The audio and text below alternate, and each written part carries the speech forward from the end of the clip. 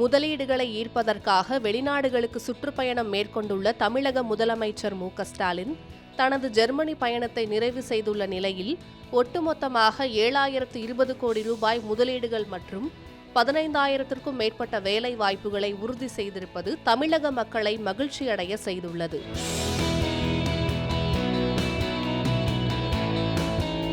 தமிழ்நாட்டிற்காக தொழில் முதலீடுகளை ஈர்க்கும் நோக்கத்துடன் அரசுமுறை பயணமாக ஜெர்மனி மற்றும் இங்கிலாந்து நாடுகளுக்கு முதலமைச்சர் மு.க.ஸ்டாலின் சுற்றுப்பயணம் மேற்கொண்டுள்ளார். அதன் ஒரு பகுதியாக ஆகஸ்ட் 31ஆம் தேதி ஜெர்மனி நாட்டின் கோலோன் நகரில் நடைபெற்ற மாபெரும் தமிழ் கனவு நிகழ்ச்சியில் ஜெர்மனி வாழ் தமிழர்கள் சந்திப்பில் உரையாற்றினார்.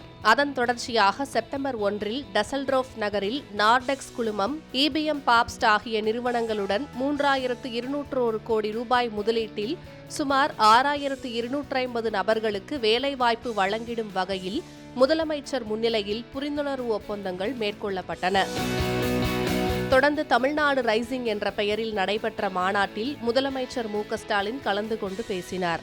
அதில் தமிழ்நாடுதான் இந்தியாவிலேயே இரட்டை இலக்க பொருளாதார வளர்ச்சியை கொண்ட ஒரு மாநிலம் என்று குறிப்பிட்டுள்ளார். ஏற்கனவே ஜெர்மனியை சேர்ந்த BMW, Mercedes Benz, Telekom, Fortune போன்ற 500 நிறுவனங்கள் தமிழ்நாட்டில் செயல்படுகின்றன என்று குறிப்பிட்ட அவர் 60க்கும் மேற்பட்ட ஜெர்மனியை சேர்ந்த நிறுவனங்கள் நம்பிக்கையோடு தமிழ்நாட்டில் கால் பதித்து வெற்றி பெற்றுள்ளதாக கூறியுள்ளார். இந்த பொருளாதார உறவை மேலும் வலுப்படுத்தும் விதமாக நீங்கள் அனைவரும் தமிழ்நாட்டில் முதலீடு செய்ய வேண்டும் என முதலமைச்சர் அழைப்பும் விடுத்துள்ளார்.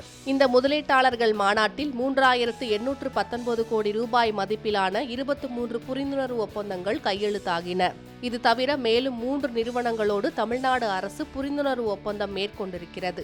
இதில் நார்பிரம்ஸ் என்ற நிறுவனம் 2,000 கோடி ரூபாயை தமிழ்நாட்டில் முதலீடு செய்ய ஒப்பந்தம் செய்துள்ளது.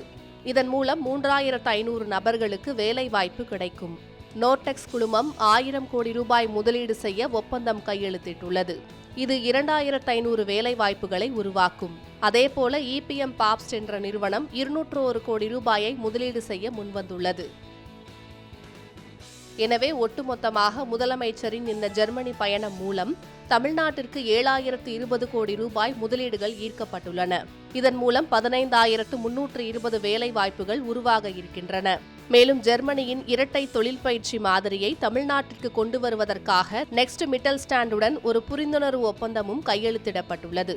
120 மாணவர்களுடன் தொடங்கி அடுத்த 10 ஆண்டுகளில் 20,000ஆக அதிகரிக்கும் இந்த திட்டம் தமிழ்நாட்டு இளைஞர்களிடையே உலகளாவிய திறன் தரத்தை உயர்த்தும் எனவும் எதிர்பார்க்கப்படுகிறது.